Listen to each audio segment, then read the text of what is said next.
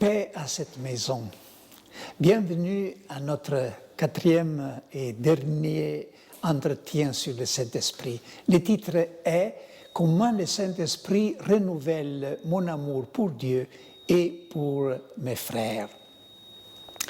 Nous partons d'un texte célèbre de la lettre aux Romains. L'amour de Dieu a été répandu dans nos cœurs par le Saint-Esprit qui nous a été donné.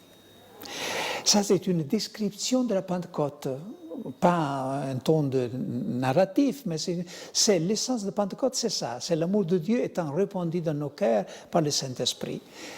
Si bien que lorsqu'on lit dans le récit des Actes des Apôtres qu'ils furent tous remplis du Saint-Esprit, il faut comprendre qu'ils furent tous remplis de l'amour de Dieu. Ce fut comme si l'amour de Dieu les avait envahis complètement. En effet, nous voyons les apôtres complètement changés à partir de ce moment. C'est que le Saint-Esprit a renouvelé l'amour. Seulement l'amour peut accomplir des changements si radicaux. Mais quel amour! Quel est cet amour qui a été répandu dans nos cœurs par le Saint-Esprit? Ce n'est pas notre amour pour Dieu. Au moins, ce n'est pas principalement ça. C'est l'amour de Dieu pour nous. C'est l'amour divin, éternel de Dieu pour ses créatures. Et nous avons l'habitude de penser l'amour de Dieu, de donner à cette expression l'amour de Dieu un sens actif, c'est-à-dire notre amour pour Dieu. Et tous les traités que je connais sur l'amour de Dieu parle de notre devoir d'aimer Dieu. Bien évidemment, il y a ces devoirs, mais ce n'est pas la première chose. La chose la plus importante, c'est que Dieu nous aime. Pour les philosophes grecs avant le Christ, oui, aimer Dieu, c'était la seule chose possible. Aristote arrive à dire que Dieu meut le monde en tant qu'il est aimé, non en tant qu'il aime, en tant qu'il est aimé. Il se disqualifierait même s'il aimait les hommes en entrant dans la contingence de l'histoire. Eh bien, voilà la révolution. Saint Jean arrive avec la bonne nouvelle. En ceci consiste l'amour. Ce n'est pas nous qui avons aimé Dieu, c'est Dieu qui nous a aimés. C'est une révolution. C'est-à-dire que dans le christianisme, le commandement d'aimer Dieu est le commandement le plus grand. Mais l'ordre des commandements n'est pas le premier ordre, c'est le deuxième.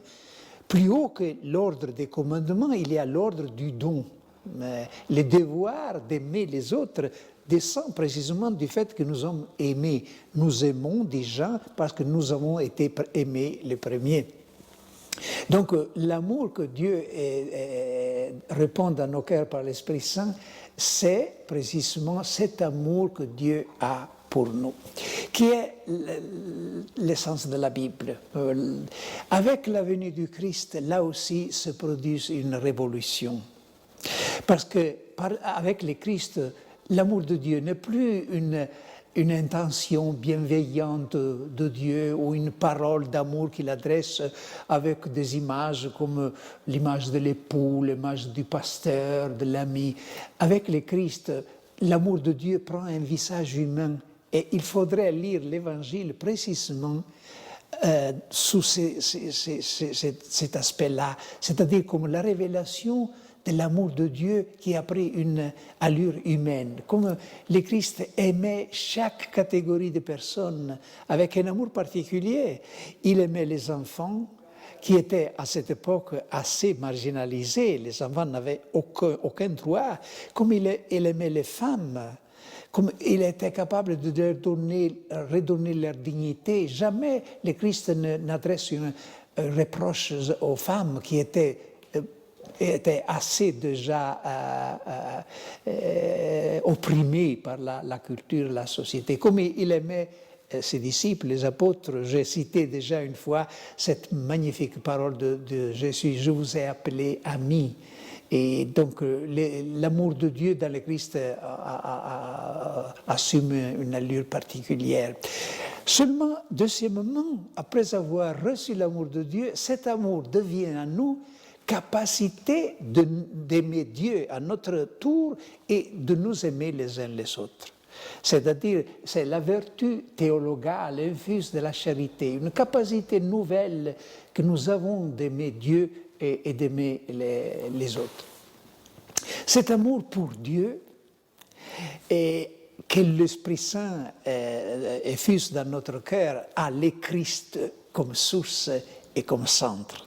C'est-à-dire que notre amour pour Dieu ne peut plus être un amour idéologique, doit être un amour concret parce que Dieu s'est incarné dans le Christ.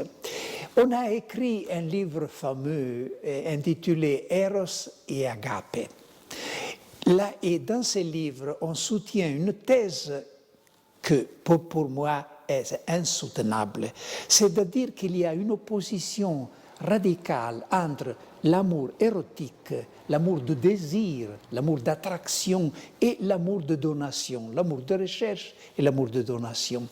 Et ce livre fameux de Nygren a été contesté par Benoît XVI dans son encyclique Deus Caritas Est, dans laquelle il dit que notre amour pour Dieu, comme l'amour de Dieu pour nous, a les deux qualités d'être un amour de recherche, d'attrait, érotique, donc, dans le sens noble de cette parole, et un amour de miséricorde, un amour de sacrifice, de donation. Il faut récupérer, parce que dans la mentalité catholique, il y a toujours cette tendance à faire l'union et, eux, une chose et l'autre, non out, ou l'autre, ou l'une ou l'autre. La conclusion, c'est que Dieu nous a aimés, pas seulement avec un amour de miséricorde, de bienveillance, de pardon, il nous a aimés d'un amour érotique, c'est-à-dire Dieu nous désire. Nous désirons Dieu, mais beaucoup avant nous désire. L'amour du Christ, c'est un amour aussi érotique, qu'il veut, il désire notre amour. Et l'amour que le Saint-Esprit renouvelle en nous doit avoir cette qualité. Je ne sais pas si je parviens à m'expliquer, mais vous voyez, dans la musique, il y a une distinction entre les jets chauds et les jets froid. Alors, selon la distinction que je connais, les jets, ce genre musical du jets froid, c'est un geste technique qui a une magnifique technique, mais qui répète des stylèmes stéréotypés. Le geste chaud est plein d'élan, de création nouvelle, d'improvisation. En transposant cette image au domaine spirituel, j'ai l'impression que notre amour pour Dieu souvent est un geste froid. C'est-à-dire nous aimons Dieu avec notre tête, pas avec notre cœur. Il faut aussi que notre amour pour Dieu soit un amour chaud, c'est-à-dire que nous ayons désir de Dieu, attraction vers le Christ, que le Christ soit vraiment un époux.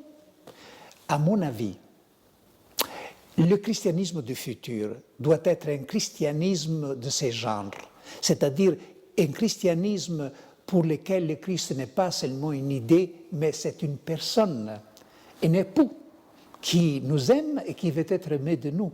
Voilà la révolution que le Saint-Esprit est capable d'opérer dans les chrétiens, qui est une révolution qui aboutit à la joie. Vous le savez bien que la joie, le bonheur dans la vie vient de l'amour, d'être aimé et d'aimer à notre tour. Mais dans l'expérience humaine, c'est clair. Les moments plus hauts de notre vie sont les moments de l'amour, soit l'amour humain, soit l'amour spirituel. Eh bien, le Saint-Esprit est capable vraiment de nous donner cet amour nouveau pour le Christ. Parce que maintenant, nous vivons dans une culture où la famille, l'école, la société ne nous aident plus à soutenir notre foi. Il faut que le Christ soit une personne vivante et que nous ayons une relation vivante d'amour avec lui pour pouvoir continuer à être des croyants. Doit être donc la qualité de notre amour pour le Christ que le Saint-Esprit nous donne. Et quelle serait la qualité de notre amour des frères pour les prochains? Saint Paul nous donne là une indication précieuse. Dans la lettre aux Romains, il dit que votre amour, et il parle maintenant de l'amour les uns pour les autres, donc ce que nous appelons la charité, que votre amour soit sans feinte. Et dans l'original, il est écrit que soit sans hypocrisie. Ce qui veut dire que pour Saint Paul, l'amour n'est pas tellement quelque chose qu'on exprime par les mains, c'est-à-dire pour ce qu'on donne, pour ce qu'on fait pour les autres. L'amour, c'est quelque chose qui doit être d'abord dans le cœur. L'amour doit être sincère, c'est-à-dire que la bienveillance doit venir avant la bienfaisance. Et pourquoi Saint Paul insiste tellement sur cet amour sincère, intérieur du cœur, cette attitude d'amour dans presque tous ses écrits? C'est parce que c'est facile de falsifier l'amour, de faire du bien aux autres, même l'aumône, mais sans aimer vraiment les autres. C'est pour ça qu'il insiste que l'amour doit être sincère, doit partir du cœur. Pas pour opposer cet amour du cœur à l'amour actif, c'est-à-dire aux œuvres de charité, mais pour dire que les œuvres de charité doivent être enracinées dans cet amour pour les autres. Parce que c'est précisément cet amour qui peut donner du sens à notre amour du prochain. Et il y a un exemple que j'emploie souvent pour dire comment l'amour de Dieu pour nous doit être répandu et être diffusé autour de nous. Et c'est l'exemple de deux rivières qui sont en Palestine. Donc, dans la Terre Sainte, il y a deux mers. Il y a la mer de Galilée et la mer Morte. Donc, la mer de Galilée est formée par le Jourdain, qui arrive dans la mer de Galilée, et puis sort de la mer de Galilée, passe à travers la vallée du Jourdain, se jette dans la mer Morte. Mais là, l'étonnant, c'est que la mer de Galilée est une mer pleine de vie. C'est la mer où Jésus a accompli la pêche miraculeuse. Tandis que la mer Morte est une mer morte. Il n'y a aucun signe de vie dans la mer. Et pourtant, ce sont les eaux de la même rivière qui forment les mers. Et l'explication que je crois n'est pas seulement métaphorique, mais a quelques vérités aussi physiques. C'est que la mer de Galilée reçoit les eaux du Jourdain, mais ne les tient pas pour lui-même. Et le fait couler, passer, irriguer la vallée du Jourdain et se jeter dans la mer Morte. La mer Morte, c'est une mer qui reçoit les eaux du Jourdain, mais les tient pour elle-même. Il n'y a aucune rivière qui sort de la mer Morte, et c'est une mer morte. Alors, la leçon, la conclusion est simple. Est-ce que nous voulons être la mer de Galilée ou la mer Morte? Si nous voulons être la mer de Galilée, nous devons recevoir les eaux du Jourdain, c'est-à-dire l'eau de l'amour de Dieu, et le faire passer aux autres.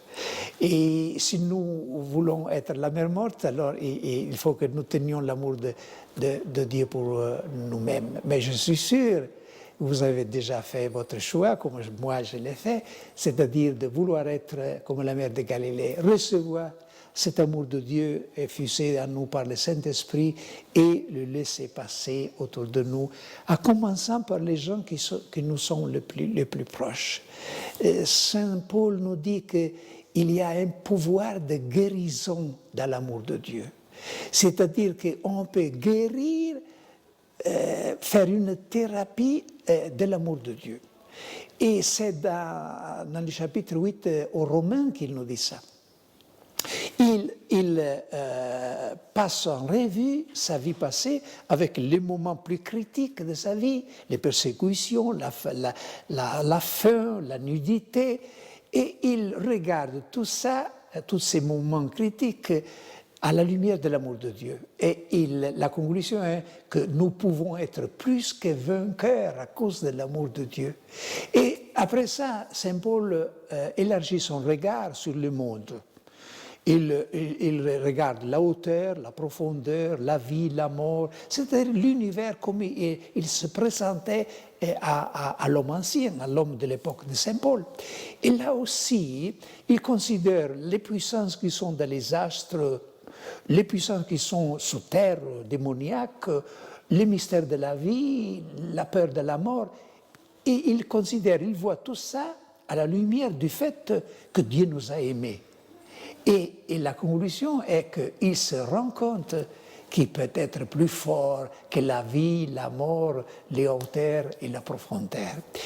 Mon souhait, chers frères et sœurs, c'est que nous aussi, grâce au Saint-Esprit qui a répandu l'amour de Dieu dans notre cœur, nous puissions nous sentir plus forts que toutes les difficultés que nous rencontrons dans la vie, et plus fort même de cet univers qui parfois nous fait peur.